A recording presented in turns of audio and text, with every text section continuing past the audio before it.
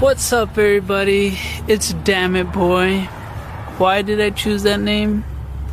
Well, everything I'm gonna be showing you guys on my channel, you guys are gonna be saying, Damn It Boy. My channel is gonna consist of a lot of crazy stuff, entertainment just for you guys. I'm not into Ang lalaki sa videong inyong napanood ay si Pedro, aka Damn It Boy, kasama ang kanyang girlfriend na si Mona Lisa. Tulad ng maraming tao ngayon, lalo na ang mga kabataan, pangarap na magkasintahan na maging mga sikat at successful na YouTubers. At ang susi sa tagumpay na yan, isang mega viral video. Gaya nga ng sinabi ni Damn It Boy, handa siyang gawin ang craziest at pinakadelikadong mga stunts para makuha ang atensyon ng mga manonood at lumaki ang kanyang fanbase. Ito ang unang video ang kinunan niya para sa kanyang channel. At tama siya. Kumalat nga agad ito at nakuha ang pansin ng napakaraming tao. Yun nga lang, hindi ito sa paraang inaakala niya.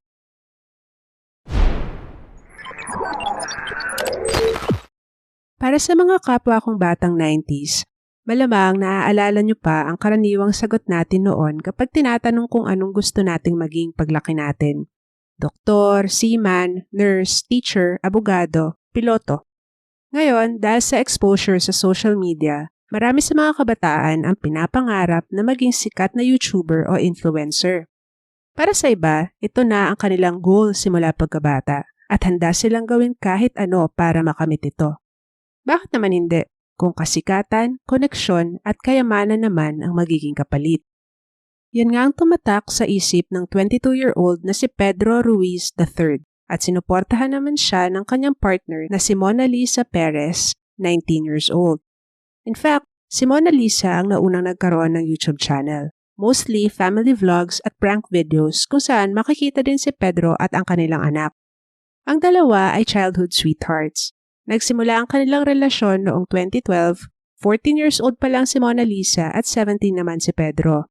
Makalipas ang 2 taon, nagbunga ang kanilang pagmamahalan at isinilang ang kanilang panganay na anak na isang babae. Noong mga panahong yon, sila ay naninirahan sa Halstead, Minnesota sa Amerika. Kagaya ng ibang batang magulang, marami rin pagsubok na pinagdaanan ng dalawa. Pero base sa ipinapakita nila sa kanilang mga vlogs at maging sa kwento ng mga malalapit sa kanila, maayos at masaya naman daw ang pagsasama nila. Isa pang bagay na magkasundo ang dalawa ay ang paggawa ng YouTube videos. Si Mona Lisa, ang hilig niya ay fashion, makeup at vlogging. Si Pedro naman, mahilig sa challenges at pranks. Kaya sa unang channel ng babae na Mona Lisa and Fam na inumpisahan noong March 2017, family vlogs, challenges at prank videos nga ang madalas nilang pinupost. Hindi nyo na mahahanap sa YouTube ang channel na yan, pero may isa pang channel, La Mona Lisa, kung saan may re-uploads ng ilang videos from the original channel. Mas madaming videos yan noon pero I think pre-private or dinelete na. Typical family vlogging ang ginawa nila. In fact, ito nga ang channel description nila. Welcome to our channel, loves. Our vlogs will show you the real life of a young couple who happen to be teen parents. From highs to lows, achievements to struggles. Join the fun, follow our journey. Typical 2017 pranks and challenges din ang ginawa nila, gaya ng nagpakahulog si Pedro mula sa puno, tumalon din siya sa swimming pool mula sa bubong ng bahay, at itong ang prank ni Mona Lisa kung saan imbis na powdered sugar ay baby powder ang inilagay niya sa donut na ipinakain niya sa boyfriend. Little does he know, it's baby powder! Alright, let's go do this, guys. Let's do this. Open up, Holly. Now bite down.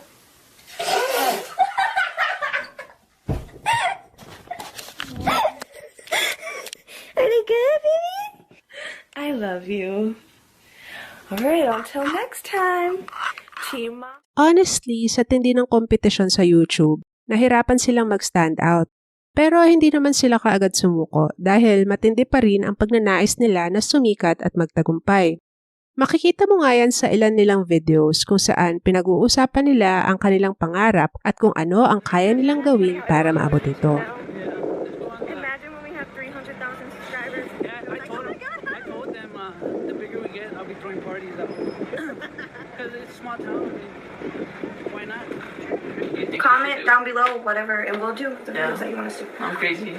If it involves dying, then maybe that's okay. But if I'm gonna Isang post ni Mona Lisa sa Twitter noong June 26, 2017 ang magiging isang mapait na pangitain ng paparating na trahedya. Sabi sa tweet, "Me and Pedro are probably going to shoot one of the most dangerous videos ever. His idea, not mine."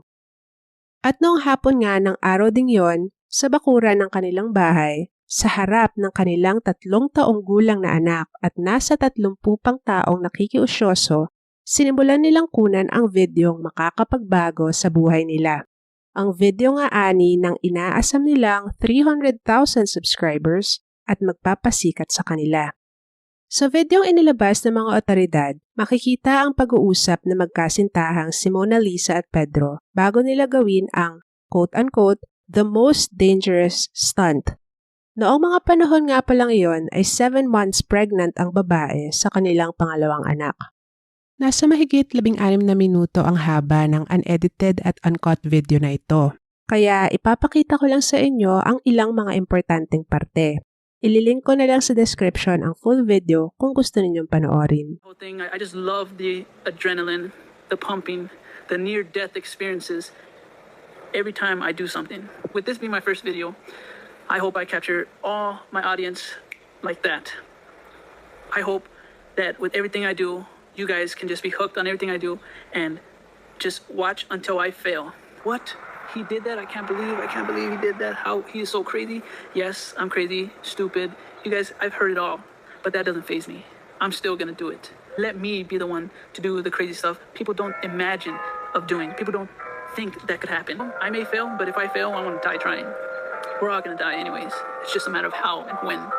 The most trustworthy person that I trust in this world is my girlfriend, Mona Lisa. So if I'm gonna die, I'm pretty much ready to go to heaven right now. If I die, I'll be ready for Jesus. He probably won't accept me into the pearly gates because how stupid this is, but let's do it. Ilan yan sa mga nakakakilabot na sinabi ni Pedro ilang minuto lang bago nangyari ang nangyari. Pero ano nga ba itong stunt na kanilang ginawa kung saan mapapasabi daw ang mga manonood ng "Damn it boy"? Simple lang. Gusto daw nilang malaman kung kayang tumagos ng bala ng baril sa isang makapal na encyclopedia. Pero syempre, hindi ito basta eksperimento. Gagawin nila itong mas entertaining. Si Mona Lisa ang kakalabit sa gatilyo habang ang baril ay nakatutok sa isang hardcover encyclopedia. Ang encyclopedia naman na ito ay hawak ni Pedro malapit sa kanyang dibdib. Tama ang inyong narinig. Isang libro lang ang pagitan ng baril at ng dibdib ng lalaki. Kaya hindi nakapagtataka na ayon sa mga ulat, noong una daw ay tutol si Mona Lisa na gawin ang stunt na ito. Para patunayan na walang mangyayaring masama, tinesting muna nilang stunt nang hindi hawak ni Pedro ang libro. At umubra naman, hindi nga tumagos ang bala sa libro. Yun nga lang, sa testing na ito, mas makapal ang libro na kanilang ginamit at mas malayo din ang baril ng iputok ito. Hindi nila naisip ang magiging malaking kaibahan sa resulta dahil sa mga bagay na yan. Hindi na inilabas ang parte ng video kung saan nangyari ang mismong pagpapaputok ng baril. Pero bago iyon, nagpahayag muli ng pagkabahala si Mona Lisa. Ayon sa video, nagtangkang umatras ang babae na gawin ang stunt. Natatakot daw ito na mapatay niya ang boyfriend at kung anong mangyayari sa kanya. Si Pedro naman, siniguradong walang mangyayaring masama. Nang gustong lumayo ni Mona Lisa, pinapalapit siya muli ni Pedro hanggang sa siya ay nasa isang talampakan na lang ang layo mula sa lalaki. Minamadali din siyang gawin na ang dapat gawin dahil mawawala na daw ng battery ang kamera. Tinuro pa ng lalaki kung saan niya dapat itutok ang baril. Stop! Babe, stop! Babe! Yan nga ang mga huling salita ni Pedro na nakuna ng video. Matapos ang nangyari, nagmamadaling tumawag si Mona Lisa sa 911 at ipinaliwanag niya ang sitwasyon. Sa kasamaang palad, doon mismo sa kanilang bakuran, sa harap ng kanilang batang anak, idineklarang wala ng buhay si Pedro. Makalipas ang ilang araw, inaresto si Mona Lisa Perez para sa kasong second-degree manslaughter para sa nangyari sa kanyang partner na si Pedro Ruiz III. Kung mahahatulang guilty, maaari siyang makulong ng hanggang 10 taon at magbayad ng fine na $20,000. Pinayagan naman siyang magpiyansa pero habang siya ay nakakalaya, kailangan niyang laging ipaalam sa kanyang abogado kung nasaan siya. Kailangan niya magsuot ng GPS monitor at hindi siya pwedeng humawak o magmay-ari ng kahit anong baril. Ang pamilya naman ni Pedro ay hati ang opinyon tungkol sa nangyari. Ang iba ay tinuturing ang nangyari na isang masaklap na aksidente. Ang ilan naman, kahit sinabi nilang hindi sila galit kay Mona Lisa, giniit nila na may responsibilidad ng babae sa nangyari kay Pedro dahil alam nito kung gaano kadelikado ang stunt, pero ginawa pa rin niya ito. Noong December 19, 2017, nag-plead ng guilty si Mona Lisa sa kasong second-degree manslaughter. Siya ay sinentensyahang makulong ng 6 na buwan at doon na rin niya sinilang ang kanyang pangalawang anak na pinangalanang Pedro Ruiz IV. Hinatulan din siya ng 10 years probation. Bukod dyan, pinagbawalan din siyang magmay-ari o humawak ng kahit anong baril habang buhay. Inatasan siya na bayaran ang funeral expenses ni Pedro at hindi niya pwedeng gamitin ang kaso para makakuha ng pera, gaya ng pagpapa-interview o pagsusulat ng libro tungkol dito. Pagkatapos ng kanyang paglaya noong taong 2018, lumipat si Mona Lisa sa South Dakota para sa isang fresh start. Nang lumaon ay sinimulan niya ang YouTube channel na Her Bossy Diaries at isang podcast. Pag sinearch niyan sa YouTube ngayon, Mona Lisa Perez na ang pangalan ng channel at mapapansin niyong may mahabang panahon na hindi nag-upload ng content ang babae. Yan ay dahil sa isa pang trahedya na kinaharap niya noong 2024. Dahil sa highly publicized na kaso ni Pedro, hindi naging madali kay Mona Lisa na bumalik sa kanyang normal na buhay matapos niyang makalaya. Napakarami ring tao ang hindi naging magandang pagtanggap sa kanya at sinasabihan siya ng masasakit na salita. Sa mahirap na panahong ito, nasandalan niya ang kaibigan na si Tyler Weathersby. Nang lumaon ay nahulog ang loob ng dalawa sa isa't isa at sila ay ikinasal noong 2021. Si Tyler ay inilarawan na isang artistic na tao at siya ay nasa larangan ng film at music. Sinimulan nila ang People Being People podcast kung saan tinatalakay nila ang mga topics tungkol sa society, culture, fashion, music at iba pa. Nagtayo rin sila ng sarili nilang negosyo, ang clothing line na Wake. Si Tyler din ang tumayong ama sa mga anak ni Mona Lisa kay Pedro. At ayon sa mga malalapit sa kanila, maayos naman daw ang pagsasama ng mag-anak. At noon lang March 2024 ay isinilang ang anak ni Tyler at Mona Lisa na isang babae. Nang panahong ito, si Tyler ay 31 years old at 26 years old naman si Mona Lisa. Tila ba tuloy-tuloy na ang pagbangon ni Mona Lisa mula sa madilim niyang nakaraan? Hanggang dumating ang araw ng September 4, 2024. Ayon sa pahayag kay Mona Lisa, maaga daw na gumising ang asawang si Tyler para maglakad-lakad na madalas naman daw nitong ginagawa. Matapos ang 30 minutes, bumalik ang lalaki sa bahay at ginawa ang usual niyang routine. Pagkatapos noon at around 7:45 a.m., nagpaalam daw ang lalaki na maglalakad-lakad uli sa labas. Iniwan nito ang kanyang wallet at cellphone. Wala namang napansing kakaiba si Mona Lisa at gaya nga ng sinabi ko kanina, normal lang daw iyon na gawain ni Tyler para makapag-isip-isip. Habang nasa labas ang asawa, hinatid ni Mona Lisa ang kanyang mga anak sa eskwelahan at may ilan pang inasikaso bago umuwi. Pagdating niya sa bahay, wala pa rin ang kanyang asawa pero hindi siya masyadong nag-alala. Hanggang dumating ang 10 ng umaga at wala pa rin si Tyler. Doon na nag-worry si Mona Lisa. Nag-ikot-ikot siya sa kanilang lugar para hanapin ang asawa. At nang dumating na ang hapon, inireport na niya si Tyler sa mga pulis bilang isang missing person. Kinabukasan, tinawagan niya ang pamilya ng lalaki para ipaalam na nawawala ito. Ayon sa investigasyon, nagkaroon daw pala ng pagtatalo si Tyler at ang kanyang ina noong September 3. Noong mga panahong yon, nasa bahay nila Mona Lisa ang biyanan para bumisita. Sa tindi daw ng sagutan ng dalawa ay inihatid ni Tyler ang ina sa airport September 3 ng gabi kahit sa susunod na araw pa ang flight nito. Nang malaman ito ng kapatid ni Tyler na si Greg, tinawagan niya ito at ayon sa kanya, tila ba wala sa sarili ang kapatid.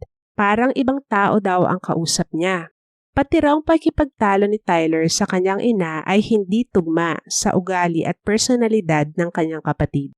Gumulong ang investigasyon at may ilang CCTV footages na inilabas ang mga investigador na nagpapakita kay Tyler habang naglalakad nung araw na nawala ito.